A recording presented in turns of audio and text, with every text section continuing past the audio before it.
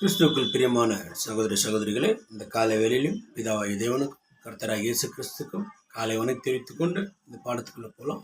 1 பேதுரு 1ஆம் அதிகாரத்தை இன்னைக்கு தியானித்து பார்ப்போம். அந்த 1ஆம் அதிகாரத்தில் தேவன் நம்மோடு என்ன பேசுறாருன்றது பார்க்கலாங்க. சுதந்திரத்திற்கு ஏதுவாக ஜீவனுள்ள நம்பிக்கை உண்டாகும்படி தமது மிகுந்த இரக்கத்தின்படியே நம்மை மறுபடியும் ஜெனிப்பித்தார். என்ன அப்படின்னா, நம்ம நித்திய ஜீவனுக்கு போகிறதுக்காக மிகுந்த இரக்கத்தோட என்ன பண்ணிக்கிறாரு, மறுபடியும் நம்மளை ஜெனிப்பித்தார் அப்படின்றத நம்ம பார்க்குறோம். அப்போ தேவன் நம்மளை என்ன பண்ணுறாரு, ஒரு புது சிருஷ்டியாக மாற்றி கொண்டிருக்கிறார் நம்மளை. புரியுதுங்களா? அப்புறம் கடைசி காலத்திலே வெளிப்பட ஆயத்தமாக்கப்பட்டிருக்கிற ரட்சிப்புக்கு ஏதுவாக விசுவாசத்தை கொண்டு தேவனுடைய பலத்தினாலே காக்கப்பட்டிருக்கிற உங்களுக்கு அந்த சுதந்திரம் பரலோகத்தில் வைக்கப்பட்டிருக்கிறது. அப்போ நம்மளுக்கு என்ன பண்ணிக்கிறோம், பரலோகத்தில் அந்த வைக்கப்பட்டிருக்குது. என்னது, நம்மளுடைய ரட்சிப்புக்கு ஏதுவான விஷயம் பரலோகத்தில் வைக்கப்பட்டிருக்குது. இப்போ நம்ம என்ன பண்ணுறோம்னாக்கா, பரலோகத்துக்குரிய மக்களாக நம்ம வாழணும், அதன்படி நம்ம நடக்கணும், அதன்படி நம்ம முயற்சி பண்ணணும். இந்த உலகத்தில் இருக்கும்போது நம்ம அது மாதிரி இருக்கணும். அதுக்காக தான் சொல்கிறாருங்க. இதிலே நீங்கள் மிகவும் சந்தோஷப்படுகிறீர்கள். இதில் நம்ம ரொம்ப சந்தோஷப்படுறோம். நம்மளுக்கு பரலோகத்தில் ஒரு இடம் இருக்குது அப்படின்னு நம்ம என்ன பண்ணுறோம், ரொம்ப சந்தோஷப்படுறோம்.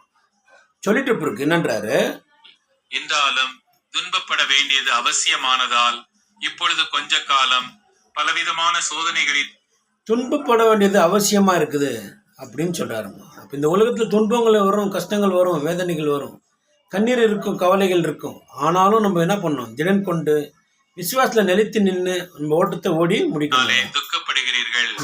அழிந்து போகிற பொன் அக்கினியினாலே சோதிக்கப்படும்.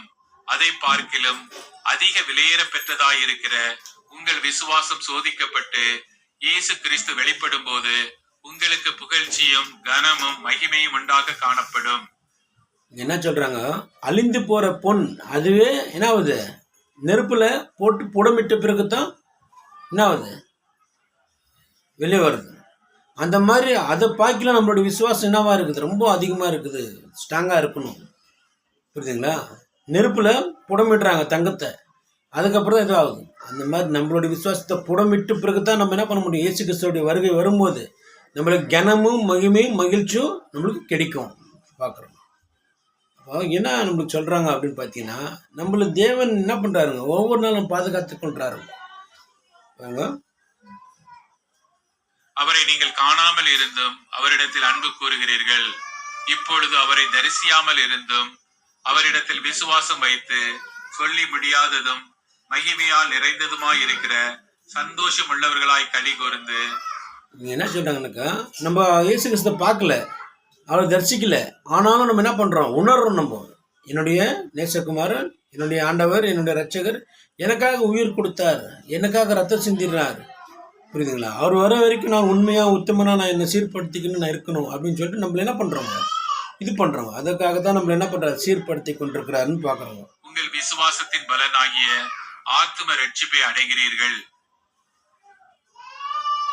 உங்களுக்கு உண்டான கிருபையை குறித்து தீர்க்க தரிசனம் சொன்ன தீர்க்க தரிசிகள் இந்த ரட்சிப்பை குறித்து கருத்தாய் ஆராய்ந்து பரிசோதனை பண்ணினார்கள்.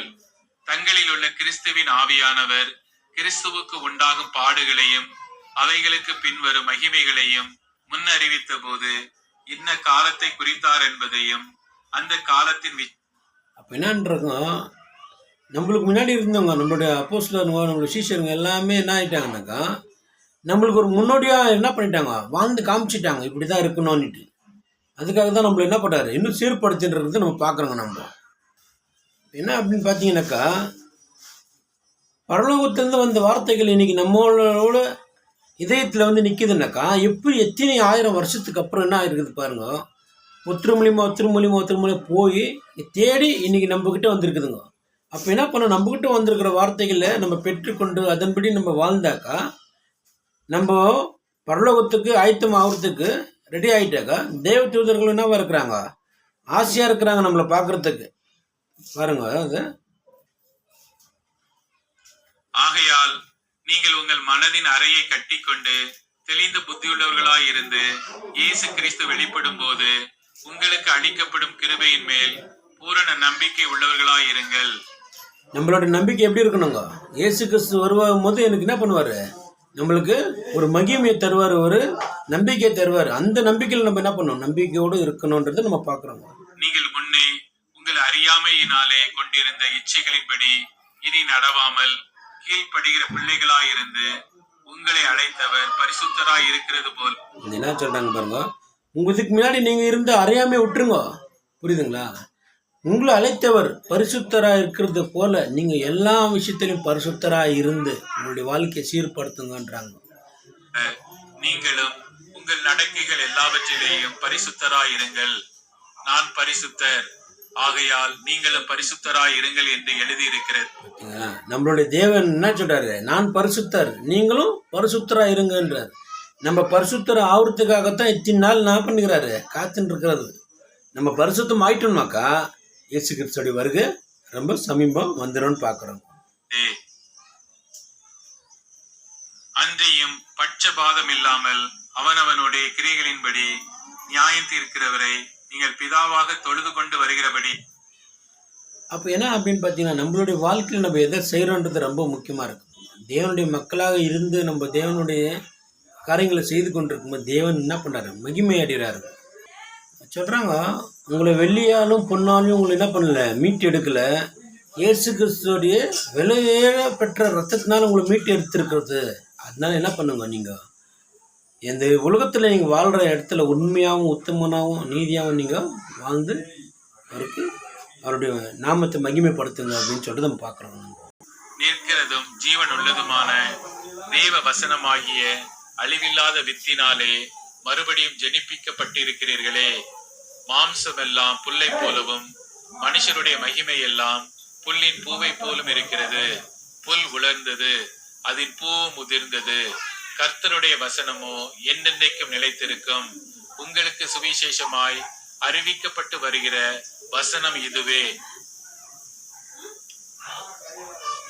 என்ன சொல்கிறாங்க அப்படின்னு பார்த்தீங்கன்னாக்கா, நம்மளாம் தேவனுடைய பிள்ளைகளாக இருக்கிறவங்க, புரியுதுங்களா? அழிஞ்சு போட மாட்டோம். நம்ம பூவை அழிஞ்சு போயிடும், புல் அழிஞ்சு போயிடும், தேவனுடைய வார்த்தை அழிஞ்சு போகாது. அந்த தேவனுடைய வார்த்தையை நம்ம இதயத்தில் வைத்து கொண்டு அதன்படி நம்ம செவி கொடுத்து நடந்தாக்கா நம்ம வாழ்க்கை எப்படி இருக்குங்க? சமாதானத்தோட சந்தோஷத்தோடு இருக்குன்றது பார்க்கணும். அவருடைய பிள்ளைகளாக நம்ம வாழ்ந்து அவருக்கு நம்ம மகிமையை கொடுத்தா கண்டிப்பாக அவர் என்ன பண்ணுவார்? நம்ம வழிநடத்துவார்கள். கர்த்தர் தாமே ஒவ்வொரு ஆசீர்வதிப்பாராக. ஆமென்.